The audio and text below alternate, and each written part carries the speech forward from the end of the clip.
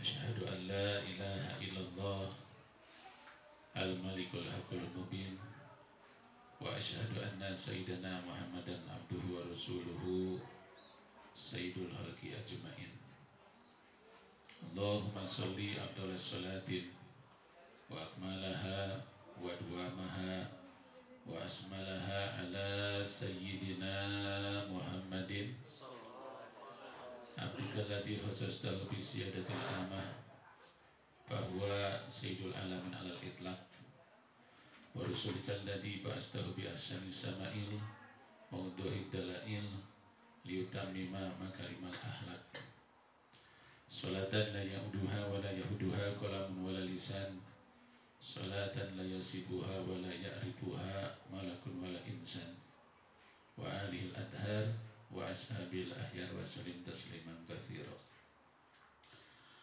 Amma ba'd, faqad qala Allah ta'ala fil Qur'anil Karim wa huwa asdaqul qailin. A'udzu billahi minasy syaithanir rajim. Wa'tasimu bihablillahi jami'a wa la tafarraqu. Wa qala nabiyuna Muhammadin sallallahu alaihi wa alihi wasallam, alaikum bil jamaah wa iyyakum wal furqah. Fa inna syaitan ma'al wahid wa huwa min isnaini ab'ad ila akhir hadis. Sadaqallahul adzim wa balagha rasuluhul habibul karim wa nahnu insyaallah dzalika minasyahidin wa syakirin walhamdulillahirabbil alamin.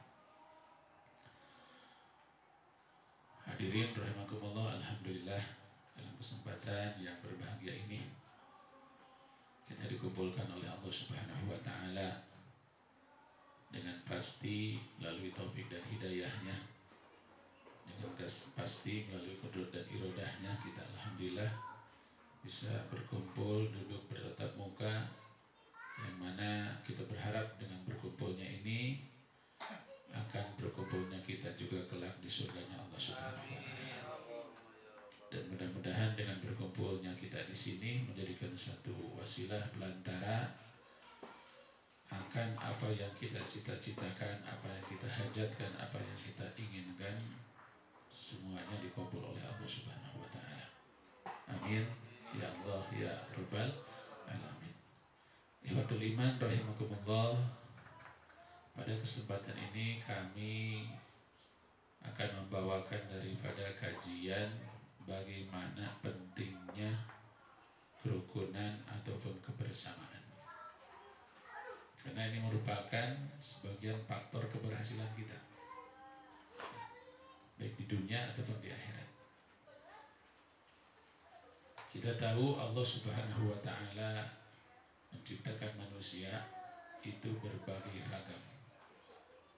Baik ragam dalam jenis yang namanya sosial, baik jenis dalam keadaan kaya dan miskin, ataupun berilmu dan bodoh kalau kasarnya, ataupun yang namanya perbedaan-perbedaan yang mungkin tidak bisa disebut satu persatu karena saking banyaknya.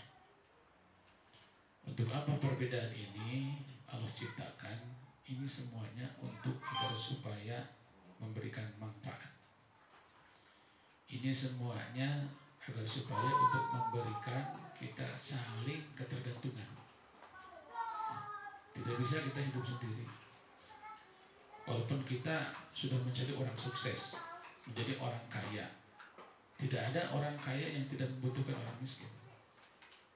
Itu pasti membutuhkan. Kita kaya, kita mempunyai perusahaan, tidak mungkin bisa dengan hidup sendiri. Pasti butuh karyawan. Begitu juga orang miskin pasti butuh orang kaya. Ya. Kita misalkan sebagai seorang guru, kita butuh murid. Seorang kiai tidak akan disebut kiai kalau tidak ada muridnya. Seseorang tidak akan disebut murid kalau tidak ada gurunya. Jadi semua saling membutuhkan di sini, saling keterkaitan, saling ketergantungan. Jadi kalau tadi pentingnya kerukunan ataupun kebersamaan ini merupakan faktor penunjang daripada semuanya keberhasilan. Ya. Insya Allah. Maka dari itu Allah Subhanahu wa taala mengatakan wa'tasimu bihablillahi jami'an wa la tafarraqu. Wa'tasimu, berpeganglah kamu sekalian bihablillah, dengan tali-talinya Allah. Jami'an semuanya. Hati-hati wala tafarraqu, jangan sampai bercerai-berai. Karena tanda-tanda bercerai-berai itu tanda-tanda yang namanya datangnya kecelakaan. Ya. Jadi kita dituntut untuk selalu kebersamaan. Ya. Satu contoh, Nabi SAW beliau memberikan perkataan yang mana ini sangat penting sekali untuk kita adanya kebersamaan. Nabi mengatakan alaikum bil jamaah, mesti atau wajib kepada antum-antum sekalian, kepada saudara-saudara sekalian itu bil jamaah. Ya. Yang berjamaah ini namanya perkumpulan atau kata tadi kebersamaan. Tapi hati-hati kata Nabi, wa iyyakum wal furqah. Kamu harus takut, Anda semua harus takut dengan yang namanya furqah. Apa furqah? Perpecahan, perbedaan, maksudnya perpecahan, ya, ataupun menjadi lepas daripada kita berkumpul ataupun daripada kebersamaan. Karena apa? Nabi membuka rahasia. Bagaimana yang namanya setan, yang namanya iblis, kata Nabi, fa inna syaiton, maka sesungguhnya syaiton itu ma'al wahid. Itu setan ini mencari orang-orang yang perorangan. Jadi sama setan gampang sekali, mudah sekali buat setan kalau orang-orang yang tidak berjamaah ataupun orang-orang yang tidak kebersamaan. Ya. Dikatakan oleh Nabi SAW, wahwa, yang namanya setan ini, minasnaini, apabila ada dua orang, itu apaan? Setan agak jauh, nambah jauh. Satu dekat sekali kan tadi. Ada aja dua orang, tambah jauh. Tambah tiga orang, tambah empat orang, tambah jauh, tambah jauh. Di sini berarti bagaimana pentingnya kita kebersamaan. Ya. Jadi Nabi selalu berwasiat alaikum bil jamaah, alaikum bil jamaah. Ya. Mesti kepada saudara sekalian, antum-antum sekalian, wal jamaah. Yaitu apa? Kebersamaan. Ya. Sholat kita dituntut berjamaah. Ya. Apapun juga. Ketika kita makan, itu dituntut bagus berjamaah. Semua yang namanya berjamaah ini kebaikan. Yang namanya berjamaah kebaikan. Ya, kecuali kalau ada perkumpulan-perkumpulan yang tidak baik, kita mendingan menyendiri, itu beda lagi itu. Ya, yang dimaksud perkumpulan di sini, ya, perkumpulan yang baik. Ya, jadi tadi rahasianya yang namanya setan ataupun iblis itu selalu mengikuti daripada orang-orang yang sedang sendiri. Ya, orang-orang sendiri itu. Jadi fa'inna syaiton ma'al wahid. Nah, sesungguhnya setan ini beserta orang-orang yang menyendiri. Ya, menyendiri. Tapi kata tadi wahwa, setan ini minasnain, daripada orang-orang yang nambah dari satu menjadi dua, akan nambah lebih jauh, tambah tiga lagi nambah jauh, 4, 5, 6 nambah jauh. Ya, Masya Allah. Dikatakan oleh Nabi, man aroda buhatal jannah, barang siapa yang menginginkan kenikmatan tengah-tengah surga, Falyalzim jamaah, maka harus melazimkan adanya kebersamaan, harus melazimkan yang namanya jamaah. Ya. Kita menginginkan kenikmatan tengah-tengah surga. Ya. Yang namanya tengah-tengah ini semuanya biasanya nikmat. Ya. Di tengah-tengah nikmat itu. Ya. Bukan di atas, bukan di bawah, tapi di tengah-tengah. Ya. Begitu juga ini kata Nabi, buhatal. Ya. Man aroda buhatal jannah, barang siapa yang menginginkan kenikmatan tengah-tengah surga, falyalzimil jamaah, maka harus melazimkan berjamaah, harus melazimkan kebersamaan. Kebersamaan. Nah ini, makanya kita juga dalam satu firqah daripada sekian firqah, ya, golongan-golongan paham-pahaman umat Islam khususnya, Sampai dikatakan oleh Nabi menjadi 73 golongan. Kita harus tahu mana firqah yang disebut Ahlus Sunnah wal Jamaah. Ya, wal Jamaah sangat. Sampai Nabi mengatakan bahwa umatku ini akan terbelah ataupun berpecah belah menjadi 73 golongan kan. Wa kulluhum binar. Semua itu ada dalam neraka ilal wahid kecuali satu. Siapa yang satu ini kata sahabat? Kata Nabi jawabannya al-jamaah. Ya. Kata Nabi jawabannya jamaah orang-orang yang selalu adanya kebersamaan. Ya, adanya kebersamaan. Al-jamaah ini apa nih disebut al-jamaah ini? Ya, kita harus perlu tahu sekali nih. Ya, kita takut-takut misalkan kita kalau secara umum alhamdulillah kita beragama Islam, ya. Tapi tetap kita harus tahu juga yang namanya firqah. Ya. Yang namanya firqah mana yang selamat yang dikatakan oleh Nabi kita Nabi Muhammad SAW. Ya, yang namanya firqah yang disebut jamaah itu apa? Namanya pegang tuh. Minas sahabat wa tabi'in wa sudril aimatul mustahidin. Pegang itu selamanya itu. Yang disebut firqah Ahlus Sunnah wal Jamaah itu firqah satu golongan yang mewajibkan kepada Quran dan hadis, tapi tidak cukup dengan itu wa masallafa alaina ummah. Kita harus mengikuti juga apa-apa yang dibawa oleh orang-orang terdahulu, ulama-ulama salaf, as-salafus shalihin. Dari siapa? Minas sahabat wa tabi'in wa sudril aimatul mustahidin. Ya. Jadi yang keluar juga daripada sahabat, tabi'in juga yang keluar daripada imam-imam mujtahid mutlak, mustahid madhab, mustahid fatwa, ahli tarzih, ahli takrir, terus sampai ke kita. Ya, pegang itu. Ya. Dan kita untuk zaman sekarang hati-hati itu sangat ditakutkan kalau lepas dari situ. Ya. Karena kata Nabi Sallallahu Alaihi Wasallam, yadullah ala jamaah. Kekuasaan Allah itu seolah di atas jamaah. Waman sadda pindah.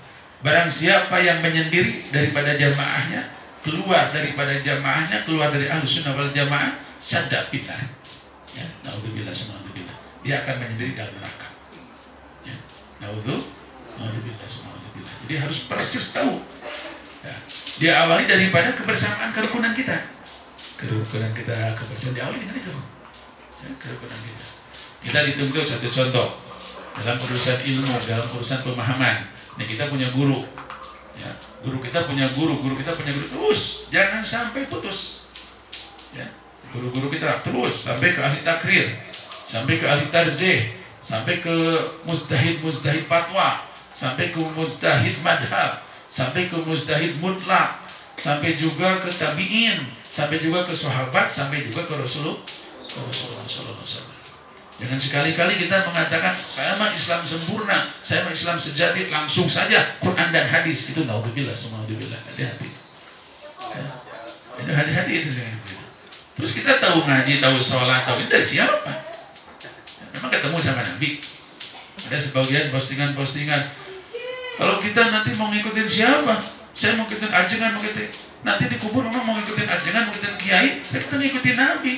Ya betul kita ngikutin Nabi, tapi kita sejaman kan sama Nabi. Kalau kita misalkan sejaman dengan Nabi, kita mau ngikutin Nabi, betul. Tapi kalau kita tidak sejaman, ya, di kita ada kiainya, di kita ada ulamanya, di kita. Yang penting kita nyambung kan tadi. Itisol kesenambungan ini. Kita ngaco kalau mau langsung ngikutin Nabi. Memang kita tahu akhlaknya Nabi seperti apa, sholatnya aja seperti apa. Ya, kita nggak tahu. Itu dengan siapa? Itu dengan melalui guru-guru kita. Guru-guru kita, guru-guru dari guru-guru kita juga terus sampai nyambung sampai ke Rasulullah SAW. Nah ini Masya Allah. Diawali dengan kebersamaan kita, kerukunan kita. Karena kebersamaan kerukunan itu merupakan tanda awal daripada keberhasilan. Ya, tanda keberhasilan. Ya. Hanya Allah selalu mengatakan watasimu bihablillahi jami'an wala tafarraqu. Ya, harus berpegang teguh kepada yang namanya hablun itu tali Allah, bisa dikatakan tali ini agama, bisa juga Al-Quran, bisa juga di sini terus Rasulullah, bisa terus ke sininya ulama itu tali-talinya Allah Subhanahu wa taala. Wala tafarraqu, hati-hati jangan keluar dari situ. Ya. Kalau keluar, ini digambarkan oleh ulama yang namanya setan, yang namanya iblis ini digambarkan seperti seekor serigala. Itu serigala tidak mungkin ya, akan mengambil memangsa kambing-kambing, domba-domba yang lagi berkumpul. Enggak. Apalagi di situ ada penjaganya bawa senjata, nggak mungkin, nggak berani dia. Tapi yang dicari oleh serigala itu kambing-kambing yang tersesat, kambing-kambing yang menyendiri. Ya. Begitu itu yang namanya setan iblis. Ya. Yang menyendiri hati-hati. So mungkin kita tahu ada sebagian orang-orang kita pernah dengar, mungkin ada orang yang ngaku-ngaku nabi. Ya, itu kan sering menyendiri. Khalwatnya di gunung ini, ya saumnya di sini. Ya. Beda lagi dengan khalwatnya Nabi, itu ada asuhan dari malaikat Jibril, di sana ada asuhan dari Allah Subhanahu wa Ta'ala. Ya, ini hati-hati. Ya. Makanya dikatakan oleh Rasulullah Shallallahu Alaihi Wasallam, ya, apabila zaman sekarang, ya mungkin kita betul-betul melihat secara langsung, apabila kita melihat perbedaan, ya, perbedaan pemahaman, kok ini mah begini, kita harus kemana? Kata Nabi, Pak Ali bisawadul adom. Wajib kamu mengikuti sawadul adom. Siapa sawadul adom? Itu al-jumhur ulama. Ya. Jadi pemahaman yang terbanyak. Apa yang terbanyak? Ya, kita alhamdulillah Ahlussunnah wal Jamaah di mana-mana terbanyak. Ya. Jangan ngambil pemahaman-pemahaman yang sedikit, pentolan-pentolan yang sedikit, hati-hati. Ya. Itu keluar daripada jamaah. Kata dia, waman sadda pindah. Barang siapa yang keluar dari berjamaahnya, keluar dari kumpulannya, keluar daripada yang sifatnya kata dari Ahlussunnah wal Jamaah, sadda finnar, naudzubillah.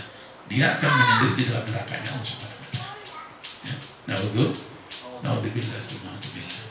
Jadi sangat penting sekali dengan adanya kebersamaan. Ya, jangan sekali-kali kita lepas daripada kebersamaan. Sebuah kebahagiaan itu dituntut ke situ. Ya. Tadi saya ngobrol sama Pak Indah di dalam, kita menginginkan kebahagiaan, betul ya, kebahagiaan dunia dan akhirat. Dikatakan oleh Nabi, min sa'adatil mar'i arba. Daripada sebagian kebahagiaan manusia ini ada 4. Ya, ada 4 kebahagiaan manusia ini. Pertama, apabila kata Nabi, antakuna zaujatuhu sholihatan. Apabila ya, mempunyai istri yang solihah, ya, itu merupakan satu kebahagiaan, mempunyai istri yang solihah. Ya, itu sudah dengan kebahagiaan. Itu pertama, antakuna zaujatuhu sholihatan. Yang kedua, wauladuhu abroron, mempunyai anak-anak yang baik-baik. Ya, anak-anaknya baik, anak-anaknya soleh, anak-anaknya solehah, anak-anaknya bisa diatur. Itu kebahagiaan, masya Allah. Sudah istrinya solehah, anak-anaknya baik. Yang ketiga, tidak lepas daripada keharusan menjaga satu solihin, berkumpul dengan orang-orang soleh. Ya, di sini berkumpul dengan orang-orang soleh, berkumpul dengan orang-orang baik, baik. Ya, tidak disebutkan menyendiri, tidak, berkumpul dengan orang baik, berkumpul dengan orang-orang baik, berkumpul dengan orang-orang soleh di situ. Karena manusia ini bagaimana berkumpulnya? Ketika berkumpulnya dengan orang-orang yang tidak baik, walaupun kita baik, misalkan kita kumpul dengan orang-orang yang tidak baik, itu digambarkan. Makanya kata Nabi, seseorang ini bisa dilihat daripada perkumpulannya, ya, dari perkumpulannya. Ya. Apabila ke perkumpulannya teman-temannya pada baik, itu pasti orang ini baik. Tapi kalau perkumpulannya atau teman-temannya tidak baik, bagaimana bisa disebutkan baik? Ya. Ini masya Allah. Jadi itu perlu diperhatikan. Ya. Jadi kata tadi, sumber kebahagiaan juga di balik mempunyai istri yang solehah, mempunyai anak-anak yang baik, dan berkumpul dengan orang-orang soleh. Yang keempat, kebahagiaan seseorang apabila wa ayyakuna rizquhu fi baladi. Apabila rizkinya ada di tempat yang dekat, ada di tempat daerahnya, ada di tempat negaranya. Ya. Intinya rizkinya di tempat yang dekat, nggak harus capek-capek jauh, asal keluar negeri, wah gajinya besar-besar, gajinya gede-gede gini. Bukan tidak boleh, silakan, tapi pasti mengurangi kebahagiaan. Kebahagiaan berkumpul sama keluarga, kebahagiaan berkumpul sama anak-anak, pasti mengurangi kebahagiaan. Nah, coba bayangan kita punya istri solehah, anak-anak baik-baik, kita berkumpulnya sama orang-orang yang baik, rizkinya dekat, bahagia nggak? Itu kebahagiaan yang kita cari. Itu kebahagiaan. Ya. ini Masya Allah. Jadi tetap di sana ada perkumpulan Mujalasatun Sholihah. Ya. Tadi malam saya ada pengajian tentang masalah ada seseorang yang datang ke dokter tapi aneh. Ya, ini kejadian zaman ulama yang namanya Al-Imam Hasan Bisri. Jadi zaman dulu itu kalau ke dokter bawa gelas dan air. Bawa gelas dan air. Itu masing-masing datang ke dokter menceritakan penyakit-penyakitnya. Ya. Cuman ada satu keanehan, ada seseorang mungkin dibilang pemuda yang soleh, dia datangnya ke dokter berkeinginan diobatin ataupun bertanya apa obatnya. Apa obatnya untuk bisa membersihkan dosa. Apa obatnya untuk membersihkan ataupun yang namanya obat hati. Ya, obat hati. Nah ini kita lihat daripada hadis Nabi ataupun daripada kitab-kitab para ulama, itu tetap ada juga perkumpulan sama orang-orang soleh. Dikatakan bahwa obat hati ini ada 5 kan. Kita pernah dengar nggak? Ada lagu dulu siapa tuh yang namanya Tombo Hati. Nah, Opik ya. Itu sebenarnya keterangan itu Tombo Hati diambil dari hadis Nabi. Pertama obatnya hati ini kan membaca Quran. Ya, baca Quran dengan bagus sekali membaca Qurannya sambil bitadaburul makna. Dipikir-pikir maknanya. Karena setiap kita berhadapan dengan Quran, sebenarnya masalah kita pasti ada. Masalah kita akan terobati. Penyakit kita akan terobati kalau kita langsung berhubungannya sama Quran. Makanya berharap kita kalau membaca Quran bukan tidak bagus kita lancar terus, tapi yang lebih bagus sedikit tapi mengerti, terus dipahami gitu. Ya, dipahami. Tidak bermakna itu akan menjadikan obat. Yang kedua apa yang disebut walil batni hola, termasuk daripada obat hati tidak memenuhi perut. Maksudnya jangan terpenuhi yang namanya perut. Ya. Jadi jangan terlalu kenyang gitu. Ya, jangan terlalu kenyang. Karena sebenarnya penyakit dohir khususnya, baik juga penyakit hati itu dikarenakan kurang bisanya kita menertibkan pola makan kita. Pola makannya. Ya, kalau namanya perut kenyang. Ya. Itu dekat sekali yang namanya penyakit itu. Yang ketiga, qiyamul lail. Ya, obat hati ini. Banyak bangun malam. Mau bangun malam seperti apa? Kita mau sholat tahajud, mau baca Quran, mau zikir, walaupun misalkan di atas kasurnya sendiri atau tidak ambil wudhu, itu namanya qiyamul lail. Qiyamul lail kita baca wirid, baca zikir apa aja. Yang lebih bagus lagi kita ambil air wudhu terus sholat terus baca Quran. Bagus sekali. Untuk apa? Karena setan merasa terhina apabila seseorang bangun tidur setelah lupa, kan yang namanya tidur setelah lupa kita langsung mengingat Allah. Itu setan terhina kecuali. Ya, ini Masya Allah itu penting sekali. Terus yang keempatnya watadaru bisyahri. Ya, kita harus belajar tadoru ataupun tawadu ataupun kita bangun di waktu sahur. Diusahakan kita bangun itu jangan sampai keduluan oleh adzan. Nah, sudah bangun. Kalau kita jam 4, setengah 4 lah, jam 4 kalau misalnya ini jam 4 kita udah ada auratnya, udah ada dikirnya, udah itu wah. Itu benar-benar jadi obat hati. Yang kelima juga tadi Mujalasatun Sholihin al-Fudola. Sama tetap masih harus kumpul kita. Berkumpul sama orang-orang soleh yang mempunyai keutamaan-keutamaan. Jadi di bidang apapun juga yang namanya perkumpulan dengan orang-orang baik itu sebagian daripada apa yang dikatakan tanda-tanda ataupun faktor-faktor keberhasilan. Berkumpul dengan orang-orang soleh. Ya. Nah ini Masya Allah. Jadi di sini kita lihat bagaimana kepentingan yang namanya adanya kebersamaan. Lepas daripada kebersamaan, kita nggak bisa. Kalau dikatakan kita ini makhluk sosial, betul.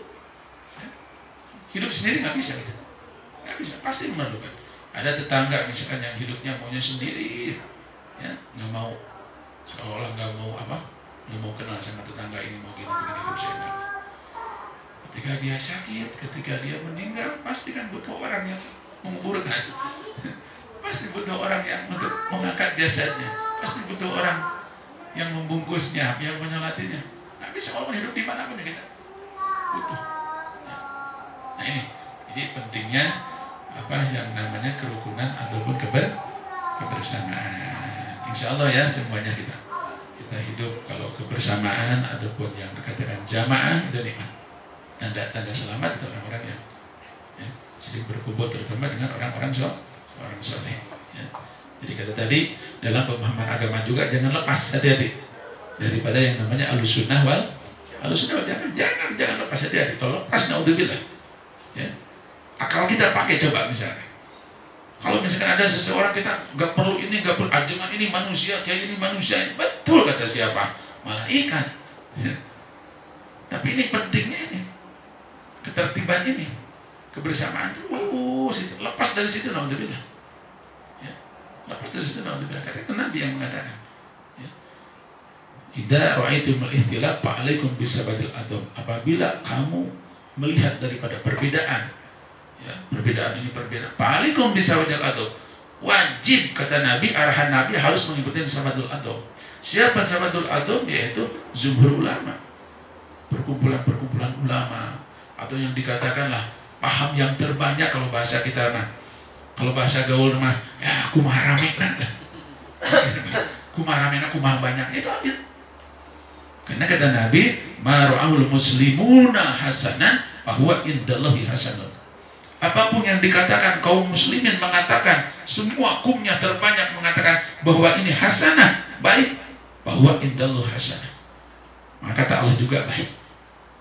Karena ini dengan berkat adanya perkumpulan itu.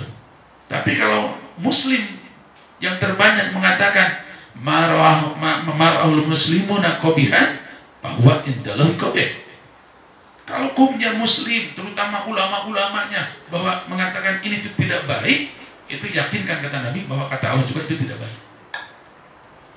Ini yang disebut perlunya kebersamaan, persatuan. Ya. Alhamdulillah. Mungkin sebelum kami tambah atau diteruskan, ada pertanyaan nggak dari sisi ini? Ya. Karena kata tadi ini sangat-sangat yang saya khawatirkan. Kita alhamdulillah sudah beragama Islam. Islam ini merupakan nikmat, tidak ada duanya. Ya, yang namanya. Tapi tetap dalam Islam ini ada kekhususan. Makanya Nabi mengatakan umatku ini terbagi menjadi 73 golongan. Mana yang kita harus? Ya, karena macam-macam paham yang begini. Nah, kita mudah-mudahan yang namanya kita tidak keluar dari koridor-koridor ataupun rel-rel yang memang sudah ditentukan oleh Nabi, walaupun bagaimanapun kita jelek, bagaimanapun kita yang dikatakan amal kurang bagus, tapi yang namanya kita ngikutin arahan tetap dalam koridornya, kita insya Allah akan terbawa terus.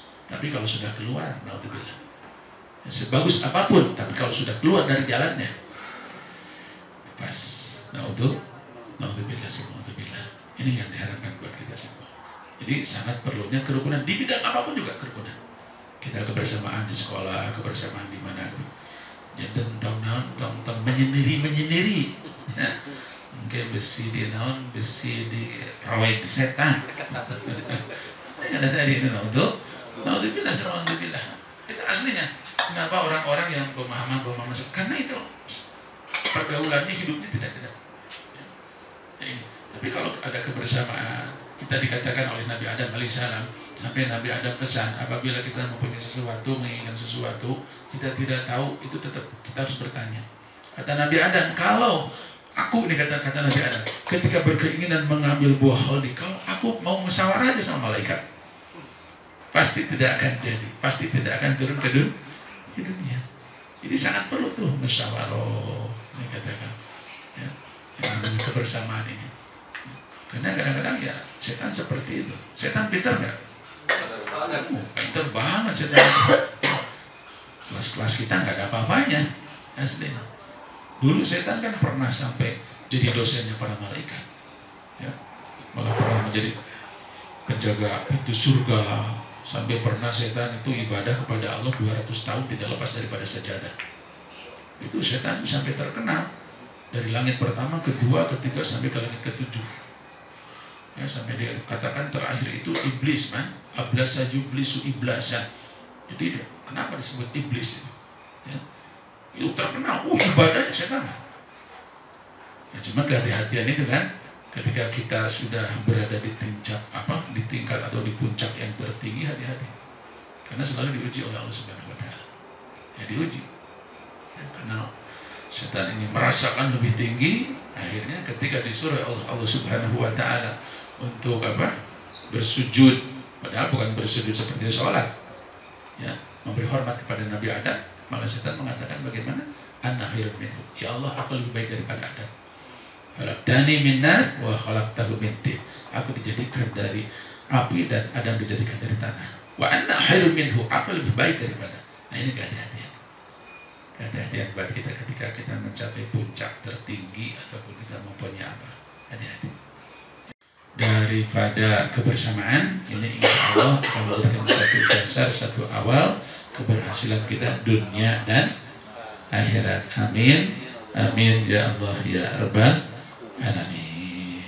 Mangga nanti kalau ada pertanyaan, insya Allah mudah-mudahan dari sisi-sisi sebelum ada nambah anak ya gimana? Bertanya Pak, tadi Abah bilang kebahagiaan manusia itu ada 4 ya. Buat saya menarik karena punya istri soleha, anak yang baik, berkumpul dengan orang soleh, dan rezekinya ada di tempat yang dekat.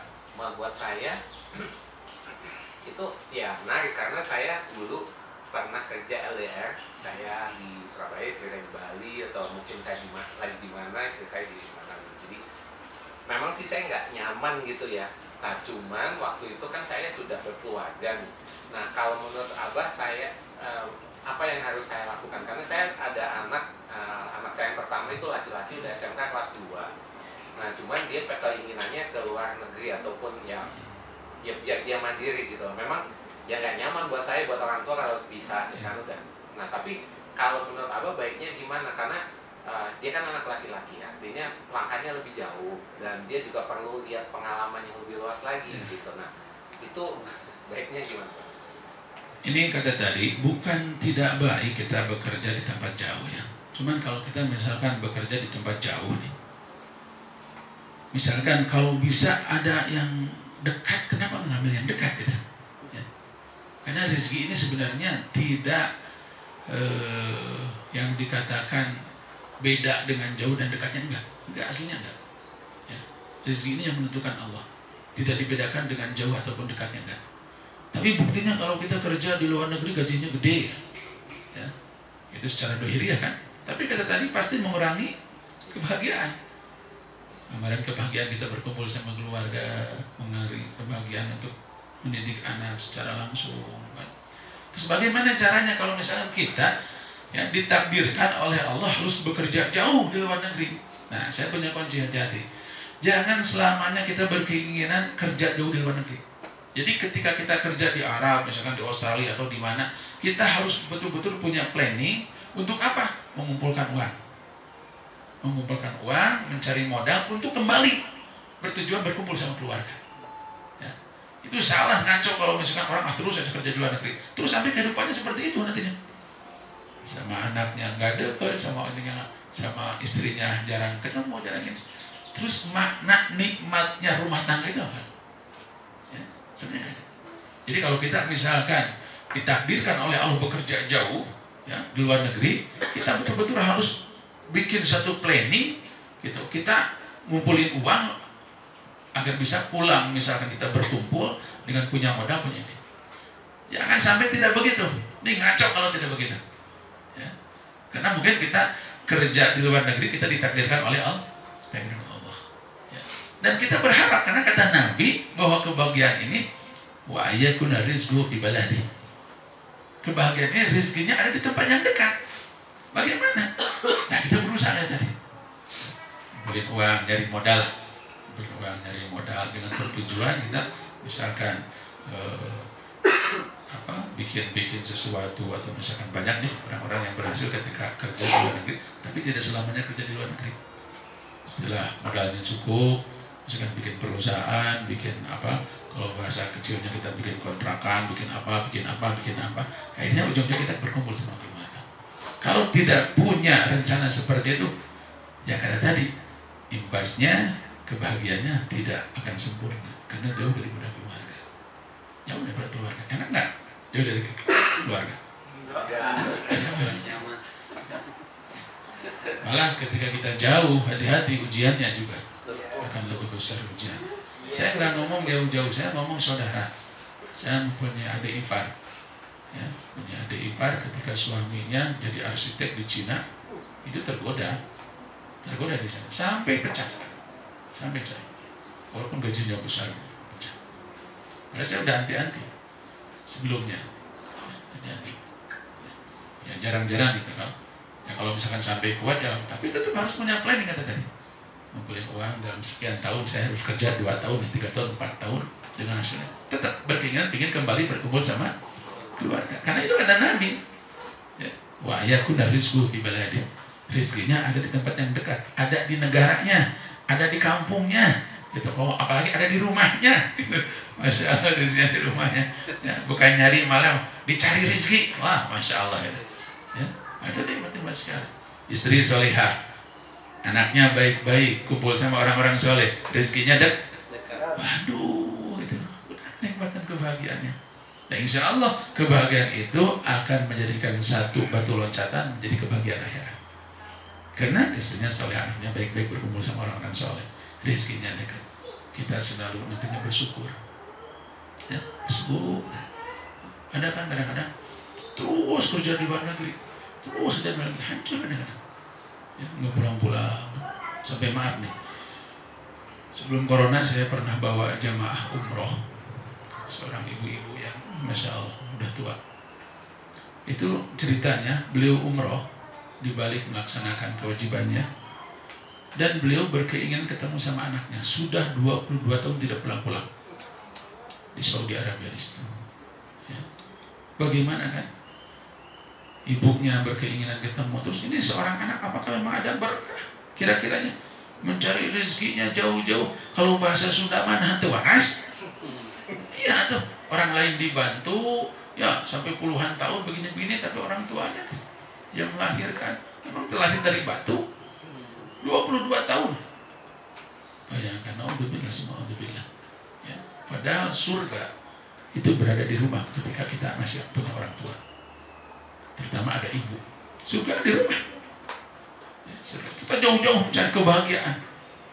Mencari kebahagiaan ketika kita mempunyai orang tua, baguslah kepada orang tua, berbuat baiklah kepada orang tua, itu kebahagiaan terbuka di dunia akhirat. Makanya kenapa dikatakan oleh Nabi bahwa yang namanya al-jannatu tahta aqdamih, berada di bawah telapak kakimu. Yang dimaksud surga ini bukan nanti surga di sana saja, kebahagiaan. Kan surga ini menggambarkan kebahagiaan, kebahagiaan di dunia, kebahagiaan di akhirat. Ketika kita baik kepada orang tua, birrul walidain, itu kebahagiaan akan tercapai dunia akhirat. Ya, Masya Allah. Itu jauh-jauh sampai 22 tahun gak ketemu, naudzubillah. Sampai ketika ditelepon waktu di Madinah, si anaknya belum juga datang. Ibunya sampai pingsan, nangis ya. Saya pribadi ikut nangis. Ya, ada kok seorang anak sampai begitu. Akhirnya kita paksa ditelepon, akhirnya datang. Datang dia 22 tahun, hanya ketemu sama ibunya. Ibunya kan bagaimana saking rindunya kan ke anak. Ini si anaknya kayak biasa-biasa aja. Wah, saya marahin tuh anaknya. Bodoh, mau ngambek mau apa. Ya, untuk membuka itu, membuka apa hatinya. Lu naudzubillah, mencari apa sebenarnya? Kebahagiaan itu, surga itu ada di orang tua. Ya, kita pengen kebahagiaan apa? Dunia pengen berkah, pengen apa? Orang tua. Ya. Setinggi apapun kita mempunyai ilmu, mempunyai ilmunya ataupun jabatannya, yang urusan dunia sampai seolah tingginya selangit, tapi kepada orang tua tidak baik, itu hati-hati tandanya. Ya, kerusakan tanda-tandanya akan kehancuran. Kalau tidak baik kepada orang tua. Coba kita lihat, pernah dengar nggak yang namanya Syekh Uwais Qarni? Pernah dengar nggak? Siapa Syekh Uwais Qarni? Pernah dengar nggak? Sampai dikatakan Abdul Tabi'in, ya, orang yang seutama-utamanya tabi'in. Apa yang paling besar menonjol amalia beliau itu mengurus ibunya. Sampai ini Uwais Qarni itu dikenal di dunia dan di alam langit itu dikenal. Sampai ketika meninggalnya dalam satu kitab itu Uwais Qarni tidak tahu siapa orang yang menyiapkan airnya, sabunnya, kain kapan, tidak ada yang tahu. Itu disiapkan oleh malaikat. Sampai dikenal di dunia, dikenal di alam arwah, dikenal di alam langit, dikenal Uwais Qarni. Karena apa? Saking baiknya kepada ibu. Pingin berangkat ke haji, padahal jauh kan? Pingin berangkat itu jauh. Uwais Qarni itu saking digendong, udah jauh sekali. Saking untuk agar supaya kuat itu Uwais Qarni latihan dulu bawa batu, naik gunung turun gunung. Latihan untuk membawa ibunya.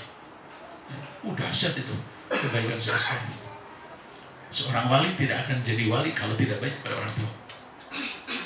Tidak akan sama sekali. Menjadi seorang wali-walinya Allah itu dikarenakan ada sebab kebaikan kepada orang tua.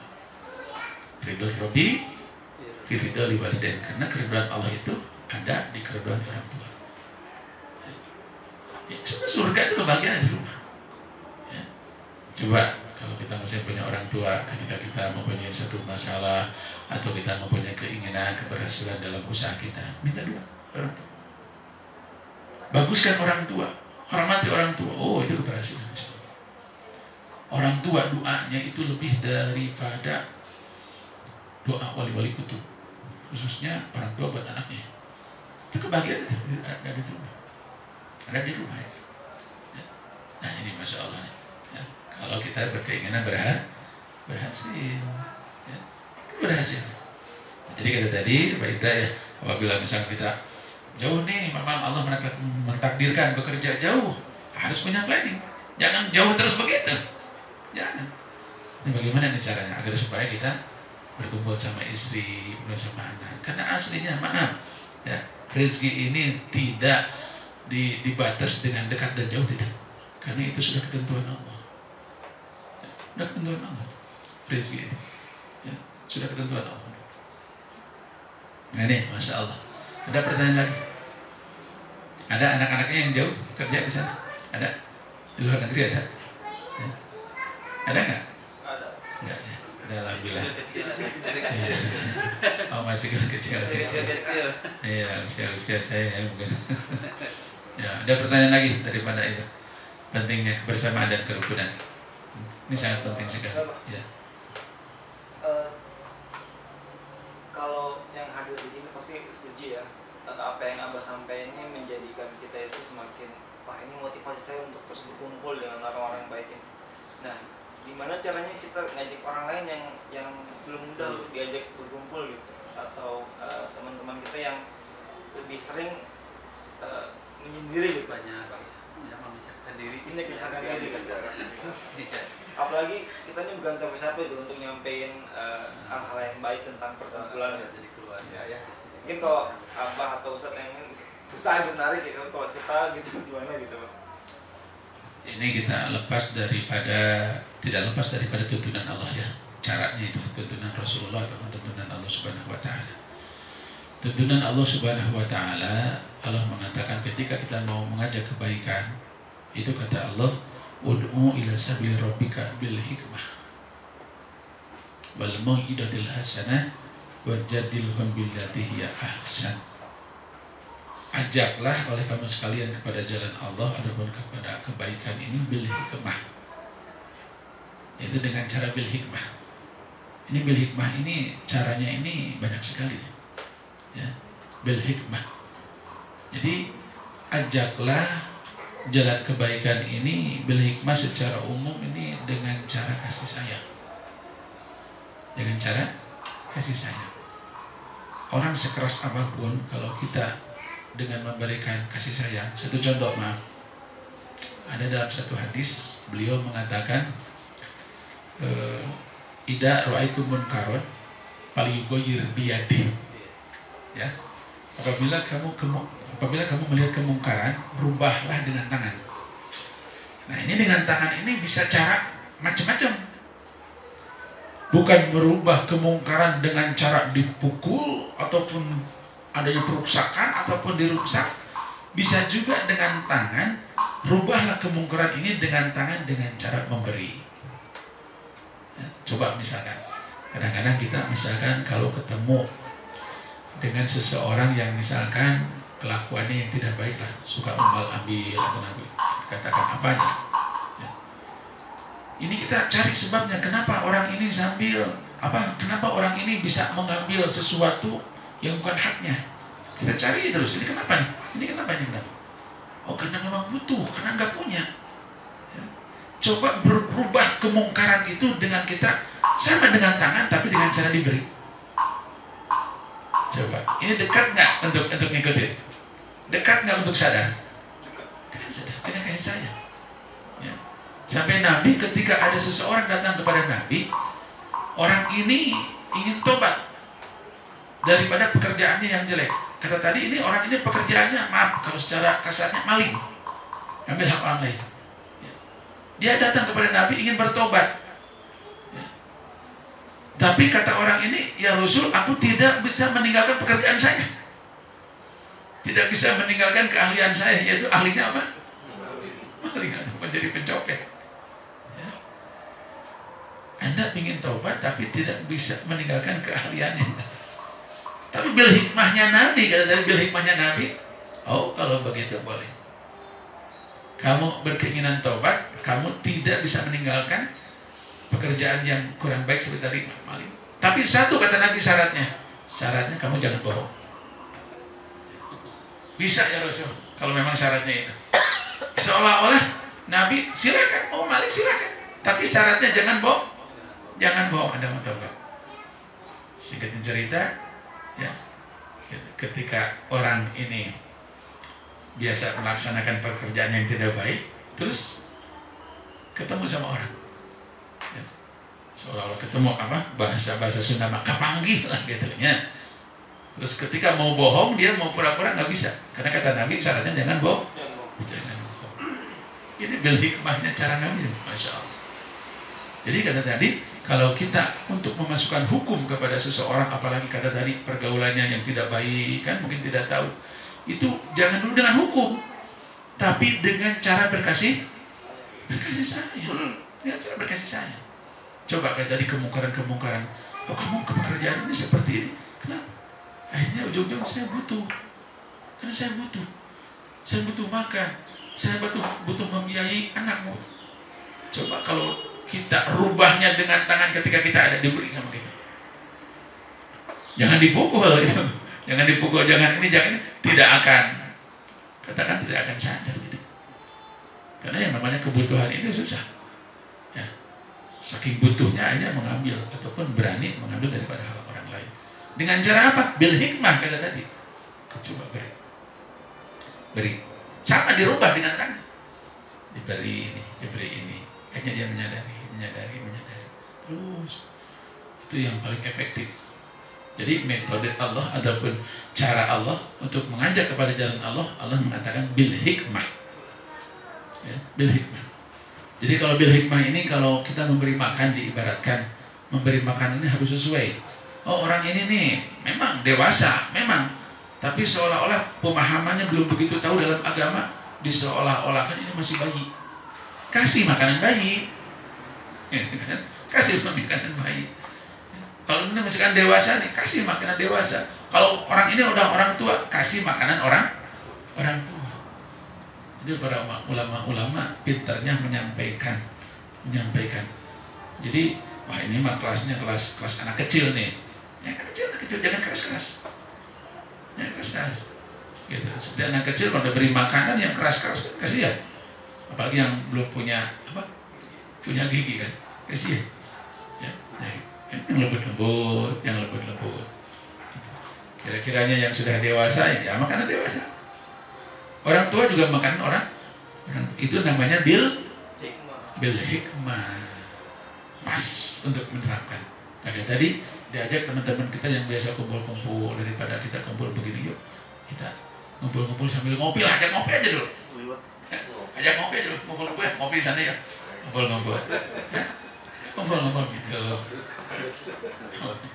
Ngopi aja, ngopi bareng lah. Ngopi bareng ngumpul-ngumpul. Dari situ kita dikit-dikit Kita nggak tahu insya Allah. Kalau sudah dekat dengan kita, maaf, ya paribasa kalau kata orang Sunda, kalau sudah dekat, ditekean dia mau punung, tekean dia mau punung gitu, dekat sudah dekat kan. Tapi kalau belum dekat kan susah, tiba-tiba sudah keras gitu, jauh lari. Ya, itu bil hikmah namanya. Ya. Ada juga kata Allah, wal mau'idatil hasanah, dengan pelajaran yang baik-baik. Berikan contoh. Berikan contoh. Orang-orang tua dulu kalau ceramah, kalau dakwah itu jarang dengan pembicaraan. Dengan contoh. Nah, kita misalkan kepada anak-anak kita, keluarga kita, contoh. Contohnya teladan, meneladani. Ya, contoh. Karena dengan contoh ini yang namanya disebut dakwah bil hal. Kata Nabi, lisanul hal afdal min lisanil maqal. Dakwah dengan tingkah, dengan kelakuan kita, dengan memberikan contoh itu lebih utama daripada dakwah dengan lisan. Beri contoh. Nah, anak kita, keluar kita nggak bakal kemana? Ikutin kita. Ya. Nah ini masalah. Dan juga kan paling bagus sekali misalnya kalau ke masyarakat. Tong dikubok. Ya, nah itu. Wal mau'idatil hasanah wajadilhum billati hiya ahsan. Ketika membantah dia, mereka membantah. Ya, bantahilah wajadilhum billati ahsan dengan bantahan yang sangat baik. Jangan kita menganggap mempatahan ataupun jangan. Ajak ngobrol aja tadi. Ada di situ ada bantahan-bantahannya. Ya, jangan. Jadi enak ya. Insya Allah, saya yakin insya Allah. Ya. Karena sekeras-kerasnya hati manusia itu insya Allah kalau namanya dengan kelembutan itu kalah. Ya, kalah insya Allah. Ya, mudah-mudahan. Ada pertanyaan lagi? Coba, ada pertanyaan lagi? Alhamdulillah udah mau sejam nih, nggak kerasa, udah jam 11. Ya. Tambah lagi. Ya. Jadi alhamdulillah ya, ini merupakan satu modal untuk kita mendapatkan kebahagiaan dunia dan akhirat. Kebersamaan. Enak Pak kalau bersamaan. Ya. Kenapa Nabi menyuruh kita silaturahmi? Karena supaya kita ada kebersamaan. Ya. Ketika putus daripada silaturahmi, apalagi memutuskan silaturahmi itu naudzubillah, hati-hati, mal'un, dilaknat. Rezeki kita jadi syarat nanti kalau kita memutuskan silaturahmi. Sampai kalau kita berani memutuskan silaturahmi, seolah berani keluar daripada jamaah, itu dikatakan oleh Nabi bagaimana? Mal'un watim rahim. Orang yang memutuskan silaturahmi itu mal'un, dilaknat. Walau mata pijau pil Ka'bah. Walaupun meninggalnya di dalam Ka'bah, ahli ibadah nih, sampai meninggalnya di dalam Ka'bah, bukan di area Ka'bah, bukan di masjid nih, ini di dalam Ka'bah misalkan, saking hebatnya ibadahnya, tapi dia memutuskan silaturahmi, naudzubillah, dengan sengaja memutuskan silaturahmi, ya, keluar daripada jamaah, memutuskan silaturahmi, naudzubillah, mal'un. Ya, tapi kalau kita sering bersilaturahmi, coba bayangkan, dikatakan oleh Nabi rezekinya diberkahi, umurnya juga diberkahi. Ketika kita sering silaturahmi menghubungkan, itu adanya persamaan, adanya persaudaraan, adanya kebersamaan. Kalau sengaja memutuskan silaturahmi itu naudzubillah semua naudzubillah. Ya. Nah ini, masya Allah. Ini gambaran-gambaran hampir semuanya kebersamaan. Walaupun ada dari sisi ada babnya ya, bab khalwat, bab menyendiri ada. Ketika ingin kita berpikirnya sempurna, kita bukannya masalah, kita ingin menyendiri dengan pemikirannya. Ya, ada memang tempat waktu-waktunya gitu. Tapi jangan keluar daripada jamaah tadi. Kalau memang perkumpulan ini tidak baik, kita ngumpul-ngumpulnya tidak baik, kumpul-kumpulnya maaf di dalamnya misalkan ada maksiat durhaka kepada Allah, ya kita menyendiri. Tapi kalau kita misalkan kita sendiri bagus, tapi ketika ada yang lebih bagus ketika berkumpul, kita berkumpul. Ya. Sholat di rumah boleh nggak? Boleh kan? Sholat ada pahalanya nggak? Ada. Tapi ketika lebih baik berjamaah, lebih baik kumpul, ambil itu. Ambil yang lebih baik. Ya. Kecuali kalau perkumpulan yang tidak baik, naudzubillah, kita lari, kabur. Ini masya Allah, ya. Jadi perlu sangat Sangat perlu kita berkumpul sama orang-orang soleh, orang-orang baik, sangat perlu. Tadi juga dikatakan, kita ngobrol tadi di kantor, jangankan sekelas kita yang berkeinginan mempunyai satu kawasan atau mungkin satu kekuasaan, ini dunia sebesar ini, ataupun satu negara, ya, baik negara besar, itu tidak akan terbentuk kalau tidak ada ilmunya para ulama. Ya, karena itu sangat penting. Yang dikatakan Nabi SAW, qawamud dunya bi arba'ati asya. Jadi berdirinya dunia, baik dunia kecil rumah tangga, dunia kecil yang namanya RT RW, ataupun ya teruslah sampai ke presiden atau sampai negara, itu tetap perlu 4 perkara. Berkeinginan misalkan negaranya atau daerahnya atau rumah tangganya yang paling kecil nih dunia kita, ya, berkeinginan misalkan sakinah, mawaddah, warahmah, itu mau tidak mau harus ada ilmunya para ulama. Itu kata Nabi. Qawamud dunya bi arba'ati asya. Jadi terbentuknya atau berdirinya dunia ini dengan 4. Pertama dengan ilmunya para ulama. Kedua dengan bi'adil umaro, dengan adilnya umaro, dengan adilnya pemerintah. Ya, adilnya pemerintah jelas kita. Ya, pemerintah perlu rakyat, kita juga perlu pemerintah sebagai pengayom, sebagai mengamankan gitu kan. Yang ketiga yaitu bisahwatil agniya, yaitu dengan kebaikan orang-orang kaya. Ya, kebaikan orang-orang kaya, kebaikan orang-orang agniya sama termasuk juga, ya. Kita lagi bikin masjid, kita kekurangan biaya, tiba-tiba ada orang agniya jauh-jauh nggak kenal, memberi kan, akhirnya jadi sampai berdirinya masjid, ya. Perlu itu agniya. Dan juga tidak dinafikan yang namanya doa fuqara, yang tepatnya itu dengan doanya orang-orang fakir, orang-orang miskin. Itu dikatakan oleh Nabi sampai berdirinya dunia ini dengan 4 ini. Tidaklah satu negara akan makmur atau yang dikatakan, ya, bisa berdiri dengan sebaik-baiknya kalau tidak dengan 4 ini. Terus bagaimana kalau seperti negara-negara yang non-muslim seperti Yahudi, itu sama tetap. Mereka memakai ilmu-ilmu ulama. Ulama siapa? Rahib-rahibnya sangat dipakai. Itu yang nama ulama-ulamanya Yahudi itu sangat dipakai. Ya. Dia merasa yakin dengan itu, dipakai itu. Malah maaf, mungkin presidennya sendiri kalau kata rahib-rahibnya harus B ngikutin. Kalau kata ulamanya, rahib-rahibnya begitu juga. Kalau misalkan di non-muslim, misalkan ada agama Kristen, itu ngikutin arahan-arahan pendetanya, arahan-arahan. Tetap harus ada ilmu ulamanya, buat ulama-ulama merekanya gitu kan. Karena kayak tadi harus itu ada. Nah ini, jadi kehidupan kita tidak lepas dari 4 ini. Kita ingin berhasil, ya, harus ada 4 tadi, ya, 4 tadi itu. Jadi insya Allah kembali kepada tadi, ini merupakan daripada kebersamaan. Alhamdulillah wa syukurullah. Ayo pertanyaan lagi. Alhamdulillah. Nggak terasa udah sejam lebih. Ya. Ini ya mungkin agak nyimbang ya, Pak. Dulu waktu itu kan ada tentang membahagiakan orang tua. Nah dulu sebelum saya mengenal yang namanya riba, dulu itu saya jujur aja orang tua pingin ini pingin itu.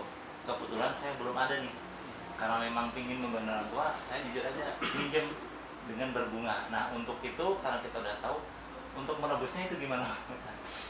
Menebus bagaimana? Kan minjemnya dengan riba, kita ngasih ke orang tua, sementara itu saya belum dapat ilmunya, saya belum kenal MR, masih kerja di tempat kerja saya dulu. Nah karena udah tahu, karena udah melakukan itu, menebusnya gimana itu? Ya, yang namanya hukum ini pertama karena ketidaktahuan, ya, itu mudah-mudahan dimaaf. Setelah kita tahu jangan lagi gitu kitanya. Nah mungkin dari pekerjaan-pekerjaan yang telah kita lalu kita tobat aja, ya. Karena yang namanya ketidaktahuan itu insya Allah dimaaf. Tapi kalau kita duduk terus dalam ketidakketahuan, ya durhaka, karena tidak berada di jalan Allah Subhanahu wa Ta'ala. Ataupun begini bisa kita, kalau secara syariat, ya, secara syariat, Contoh misalkan kita ngambil sesuatu di warung ya, darmaji ya, dari 5 bayar hiji misalkan. Dulu kita nggak tahu, enak aja gitu kan, darmaji. Setelah kita tahu bahwa itu dosa, bahwa ini, terus kita mau menebusnya, gimana caranya? Kita mau ngomong sama ibu warung ini, bapak warung ini malu, ya, malu. Dulu saya suka darmaji bu, gini-gini, malu, takut kan? Takut maksudnya diomong-omongnya takut. Caranya bagaimana? Kita ngambilnya tidak tahu kan? Nah, nanti membarnya tidak tahu juga dia. Kita ke warung nyimpan uang si ibu itu. Atau misalkan begini, dengan cara-cara yang kelihatannya baik ya, gitu. Kita misalkan bayar satu nih, ya, nah, bayarnya kita 5 kali lipat dari itu. Ini kembalinya udah buat ibu antir. Padahal memang uang si ibu. Nggak apa-apa cara begitu. Begitu. Tapi begini kan tadi kalau riba nih, riba. Kita ngambil uang ribanya berapa nih? Contoh misalkan kita ngambil uang ribanya 100.000 lah, diberikan sama orang tua tidak tahu apa-apa, itu nggak masalah.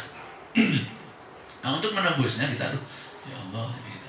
Kita punya uang 100.000, ya, kasih ke fakir miskin dengan tujuan untuk menebus daripada uang riba tadi. Itu kalau secara syariah. Ya, kalau kita nggak ada, misalkan ya taubat aja. Kita mengaku dengan kesalahan itu termasuk taubat. Termasuk taubat itu. Kita tapi kalau secara syariat begitu. Seperti tadi, kita mau mengembalikan uang ya yang dulu kita darmaji, tapi warungnya udah nggak ada. Gimana nih? Dicari-cari si ibu warung ini pindahnya kemana? Nggak ada, kita nggak tahu.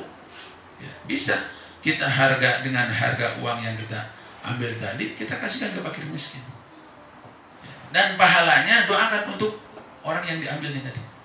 Bisa kita doakan, ya Allah mudah-mudahan dengan saya memberikan ke fakir miskin, hadiahnya atau pahalanya buat orang si ibu warung ini yang saya ambil. Insya Allah jadi pahala. Ya, itu bisa secara syariat begitu. Ya. Dulu mungkin ada yang pernah begitu nggak? Darmaji ada nggak? Misalkan gitu kan? Yang terjebaknya udah tinggi itu. Berarti semuanya nggak. Ya kalau masa muda itu dikatakan masa muda ini kata Nabi, ya, as-sabab su'batun minal junun. Jadi masa muda ini sebagian cabang daripada kegilaan. Iya, anak muda ini. Nah, jangan aneh. Seperti buah juga tidak langsung amis kan hasil bulannya. Ya, hasil bulannya lama-lama jadi amis gitu kan dia. Lama-lama jadi manis. Cuma kalau sudah tua masih asam. Buah busuk harus sudah berubah jadi manis atau. Kalau masa muda kan juga kadang-kadang kan anak-anak muda itu kalau kita udah usia-usia begini Pak, ini anaknya. Ya. Sampai kadang-kadang punya motornya pengen diginiin, beginiin, dimodif begini. Padahal udah bagus itu buatan insinyur yang buat motornya itu udah luar negeri tuh, di set, tapi dirubah begini. Udah apa kan? Ya kalau kita berpikirnya sayang kan, biaya gini. Tapi kalau lagi muda nggak kesana. Jadi dosa-dosa waktu muda gimana?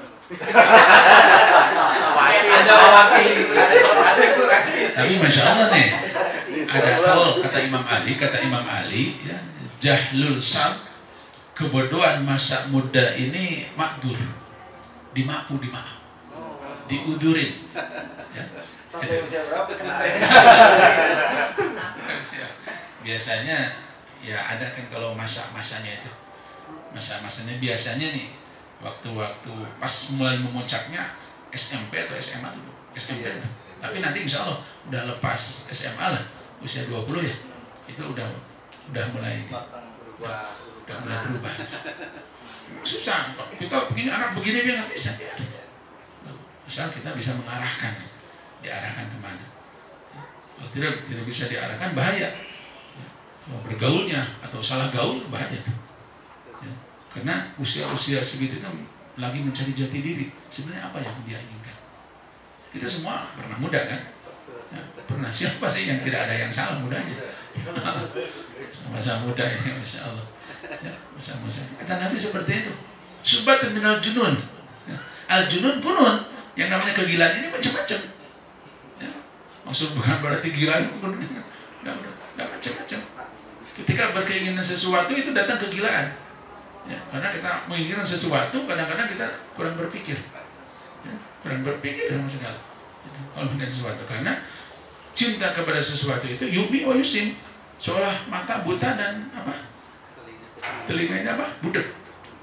Pepatah ini, noyon ya. Bisa yang nyandung noyon. Kayak Firdaus nggak lihat, nggak kenal, keinginan sesuatu yang itu bisa membutakan dan bisa menulikan. Ya.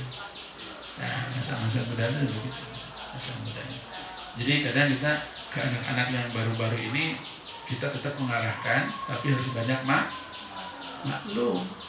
Ya maklum gimana? Memang masa muda kata Nabi seperti itu. Ya. Tapi alangkah baiknya kalau masih pemuda sudah berkelakuan orang tua, masya Allah. Ya, sebaik-baiknya kan orang muda yang berkelakuan orang tua. Sejelek-jeleknya orang tua yang berkelakuan ya, menggunakan.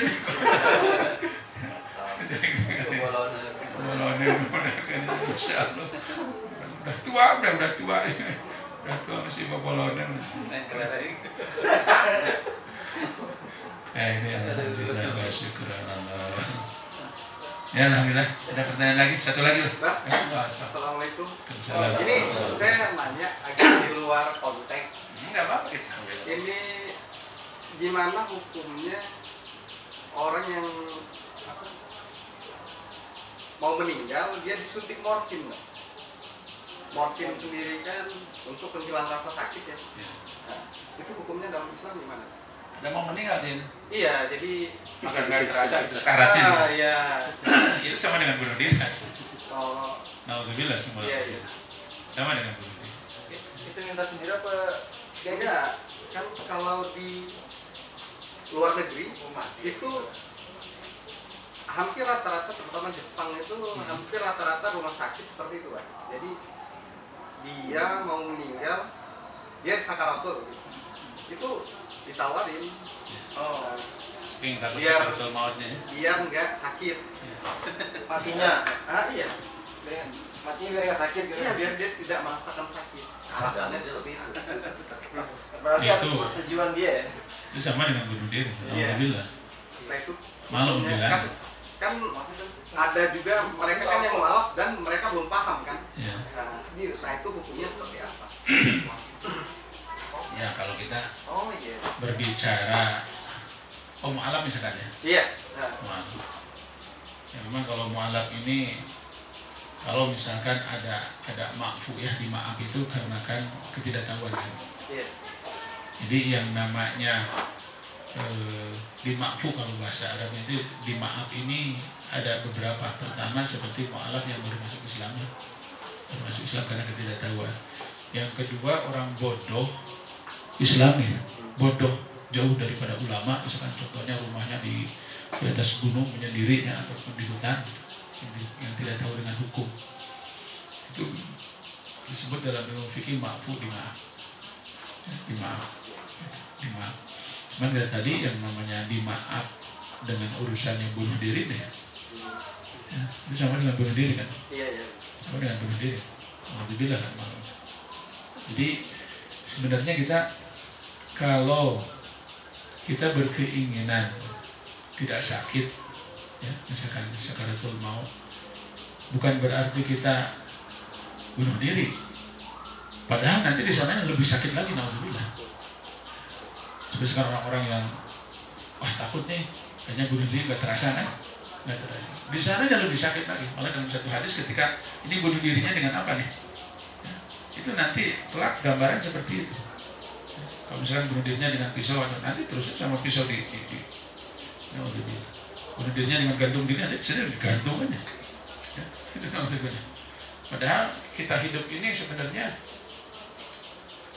seolah-olah ada kesempatan dibuka. Kenapa usianya masih belum ada kesempatan tobat kan? Kalau dia berkeinginan tidak sakit untuk matinya, kenapa nggak tobat dari situ? Tobat. Itu kata Nabi SAW. mantaba minad danbin kamana dan bala. Orang yang bertobat daripada dosanya itu seperti orang yang tidak punya dosa. Karena yang merasakan sakitnya itu daripada sakaratul maut itu karena dosanya. Karena dosa itu yang membawa sakit itu. Karena dosa ini hidup. Dosa ini kelak akan menyiksa. Ya. Jadi taubat aja ya. Untuk menghilangkan semua itu rasa sakit, taubat insya Allah. Ya. Taubat aja. Jadi kalau misalkan hukumnya bagaimana? Ya kata tadi, kalau secara hukum ya haram, nggak boleh. Kita menjauhi daripada rasa sakit, akhirnya bunuh diri dengan cara disuntik maut, nggak boleh. Karena gini Pak, kan kalau di sana itu misal si orang tuanya yang mualaf, anaknya kan belum tentu mualaf. Nah begitu pas orang tuanya sakaratul itu kan tanya sama anaknya apa, ditawarin suntik morfin itu. Nah anaknya kan pemahaman nggak tahu orang tua, sedangkan orang tuanya kan sekarat dalam kondisi dia mualaf dan disuntik morfin itu. Dan sebenarnya maaf juga, setelah jadi mualaf atau orang muslim itu kan secara gaibiyah ya. Makanya seperti Siti Robiah Adawiyah, beliau sampai ibadahnya itu Masya Allah, sampai beliau saking takutnya di dalam kubur, beliau sampai membaca Quran 40 hari di dalam kubur. Saking takutnya nanti menghadapi daripada kejadian di dalam kubur. Ya. Terus Siti Robiah ini memang istri solehah atau perempuan yang soleh, sampai banyak yang melamar para ulama-ulama. Tapi kata Siti Robiah, siapapun saya akan terima lamarannya kalau ada yang mengatakan bahwa akhir hayat saya ini mendapatkan kebahagiaan. Semua ulama katakan, ada yang tahu urusan itu. Ya. Ada yang tahu urusan itu. Nah ini Masya Allah. Jadi kita yang namanya secara syariat mungkin bisa dilihat, tapi secara hakikat itu gaibiyah. Nggak tahu gitu. Ya. Kadang-kadang maaf, ada orang yang kelihatannya maaf kelihatan misalkan soleh, ya. Terus sakaratul mautnya sampai wah gitu. Ada juga misalkan orang yang dianggapnya tidak soleh, tapi ketika sakaratul mautnya seolah tidak terasa, betul lagi tidur meninggal. Ya. Kita nggak tahu kalau urusan kesana. Ya. Nggak ada yang tahu siapapun. Ya, akhir hayat kita ini ya, mendapatkan kebaikan. Cuma Nabi memberi gambaran. Nabi memberi gambaran sedikit, yamutul mar'u ala ma'asa alaih wa yub'asu ala ma mata alaih. Meninggalnya seseorang akan dilihat daripada kebiasaan di dunianya. Itu Nabi bisa memberikan gambaran. Yamutul mar'u ala ma'asa alaih. Matinya seseorang itu akan dilihat daripada kebiasaannya. Ya. Kalau kebiasaannya kita maaf, misalkan naudzubillah kita berbuat jelek, berbuat sesuatu, nanti ya meninggalnya juga nggak bakal jauh. Tapi kalau kita berbuat kebaikan, berbuat kesolehan, nggak bakal jauh juga. Dan Nabi memberi gambaran. Tapi urusan bahwa ini akan begini nggak. Yamutul mar'u ala ma'asa alaih wa yub'asu ala ma mata alaih. Jadi meninggalnya, kematian seseorang ini akan dilihat daripada kebiasaannya sehari-hari. Biasanya apa gitu. Ini Masya Allah. Ini buat pegangan kita, pedoman kita, ya, buat pegangan kita. Karena pada dasarnya apabila seseorang memang diciptakan oleh Allah untuk sebagai pengisi surga, itu pasti sama Allah dibaikan di dunianya. Berbuat soleh, berbuat amal, pasti. Tapi naudzubillah ketika Allah menakdirkan seseorang untuk sebagai isi daripada nerakanya, itu nanti di dunianya juga berkesesuaian dengan jalan ke neraka. Nah, ini Allah. Jadi Nabi memberi gambaran, yamutul mar'u ala ma'asa alaih wa yub'asu ala ma mata alaih. Meninggalnya seseorang akan tergantung, terlihat daripada kehidupan, kebiasaannya di dunia. Ini yang ditakutkan. Walaupun pada hakikatnya kita tidak tahu, tidak yang tahu. Makanya Siti Robiah ya, menolak kepada ulama-ulama yang melamar karena tidak ada yang mau menjawab daripada akhir hayat Siti Robiah. Tapi saking takutnya Siti Robiah di dalam kubur, masuk kubur, baca Quran 40 hari. Coba bayangkan, saking takutnya keadaan. Ketika ditanya sama ulama-ulama ini, ada yang melamar, siapapun orangnya akan diterima asal betul-betul mengetahui bahwa saya ini nanti kelak yang namanya husnul khotimah itu husnul khotimah. Ada yang tahu. Nah, coba Nabi memberikan gambaran kan, gambaran gini begini. Ini yang ditakutkan itu kita, ya, yang ditakutkan itu. Nah, kita berkeinginan kebahagiaan dunia dan akhirat. Ya, ya gitu. Jadi kalau kembali kita tadi secara syariat itu tidak boleh, ya, secara syariat. Tapi kalau secara hakikat itu nggak tahu, apalagi mu'alaf kan. Ya, nggak tahu kalau ketidaktahuannya itu kan. Jadi dalam fikih ada yang namanya ma'fu, dimaaf apabila tidak tahu. Keduanya baru masuk Islam, mu'alaf tadi. Karena belum tahu hukum, belum tahu hukum. Ya. Itu alhamdulillah. Satu lagi pertanyaan boleh? Siapa lagi? Pertanyaan kalau mau. Itu. Alhamdulillah. Nah, setengah 12 kurang. Ya, alhamdulillah, mudah-mudahan apa yang saya sampaikan menjadi motivasi dan menjadi ilmu yang bermanfaat, ya. Karena semuanya ini kembali kepada arahan-arahan Allah dan arahan-arahan Rasulullah. Sebelah sininya itu arahan-arahan daripada ulama-ulama kita. Ya, insya Allah dengan arahan-arahan itu ini menjadikan satu jalan kebahagiaan dunia dan akhirat. Dan terakhir itu selalu terus diadakan kebersamaan, kerukunan. Karena yang namanya mufaroqah, yang namanya perpisahan, ya, itu dibenci sama Allah. Ya, kita misalkan suami istri aja, kalau namanya pirok halal nggak? Namanya pirok halal nggak? Halal ya, tapi dibenci. Abghadul halal indallah at-talaq. Halal yang paling dibenci oleh Allah itu tolak. Ya. Karena perpisahan itu halal tapi dibenci sama Allah. Ya. Makanya yang namanya tadi memutuskan silaturahmi itu hati-hati. Ya. Ini memutuskan silaturahmi. Jangan. Kalau misalkan ada teman, ada yang misalkan yang kurang baik atau begini, kita jangan memutuskan silaturahmi. Paling tidak kita jarang ketemu, tapi jangan ada niatan memutuskan silaturahmi. Karena kata Nabi memang kalau untuk agar supaya kita kebersamaan terus, kalau misalkan nih selalu berkumpul, kadang-kadang menimbulkan misalkan perbedaan-perbedaan yang menjadikan mufarroqah. Itu kata Nabi, jurgi bantat jaduban. Kalau begitu jarang ketemu jarang. Itu insya Allah dengan jarang ketemu tajdad huban akan menambah kerinduan. Ya. Ingin nggak kita punya sahabat, punya teman selalu maksudnya itu sampai dunia akhirat, ingin nggak? Nah itu satu aja. Kalau kita berkeinginan punya teman terus tidak bisa selamanya, maksudnya itu tidak sampai ada perpecahan, itu syaratnya satu. Seperti apa syaratnya? Kita harus belajar iskotul hukum. Jadi iskotul hukum ini melepaskan hak-hak kita.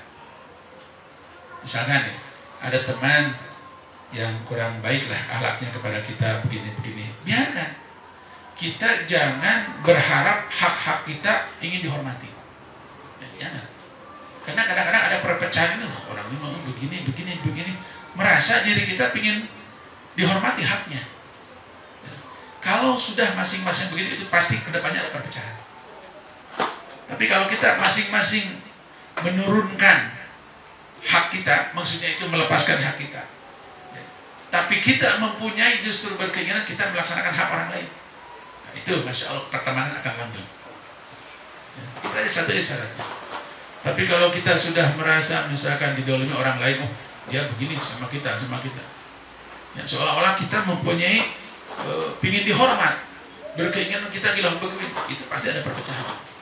Tapi kalau kita lepas kata tadi serba maklum lah, bahasa Sunda asak hampura, ya. Ada orang begini, asak hampura lah, kita hampurayun sama jelema, asak hampura itu enak, ya. Jadi hak-hak kita udah lepaskan. Jangan berkeinginan kita mau dihormati di ini, nah biarin lah. Urusan itu nanti urusan Allah. Ya, tapi kita bagaimana cara menghormati hak orang lain. Itu aja. Insya Allah selamanya itu pertemanan kita akan langgeng. Karena ada perpecahan dari teman dekat, dari teman-teman. Karena ada merasa kita, kehormatan kita kurang dihormati. Karena kita begini. Nah itulah itu perpecahan. Tapi kalau kita melepaskan asak hampura, ya, asak hampura aja apa? Selalu memaafkan dengan keadaan itu. Itu insya Allah pertemanan. Jadi kalau kita masing-masing memasangkan haknya, ingin dihormat, ingin itu nggak bakal lama itu pertemanan. Coba aja. Itu syarat persahabatan. Syarat persahabatan itu begitu. Ya. Jadi iskotul hukum. Ya. Jadi menggugurkan hak masing-masing. Ya. Insya Allah akan laku. Ya. Itu alhamdulillah, mudah-mudahan apa yang saya sampaikan tadi menjadi ilmu yang bermanfaat dan menjadi motivasi kehidupan kita untuk mencapai kebahagiaan dunia dan akhirat. Amin. Amin ya Allah ya Rabbal alamin. Allahumma shalli wa sallim wa barik. Amin. Bismillahirrahmanirrahim. Alhamdulillahirabbil alamin. Allahumma shalli ala sayyidina Muhammad wa ala sayyidina Muhammad. Allahumma ya Allah bisabbi hadil hatil mubarakah anjil alaina rahmata maghfirata wa syahada wal abiyada wal mu'afata daimah wal ilman nafi' wa rizqan katsiran wa amalan jazilan halalan barakatan thayyiban wasi'an fid dunya akhirah. Allahumma ya Allah innaka antas samiul alim innaka antas samiul alim wa innaka ghafurur rahim. Rabbana atina fid dunya hasanah wa fil akhirati hasanah wa qina adzabannar. Wa sallallahu ala sayyidina Muhammad wa alihi wasallam. Walhamdulillahi rabbil alamin. Al-Fatihah.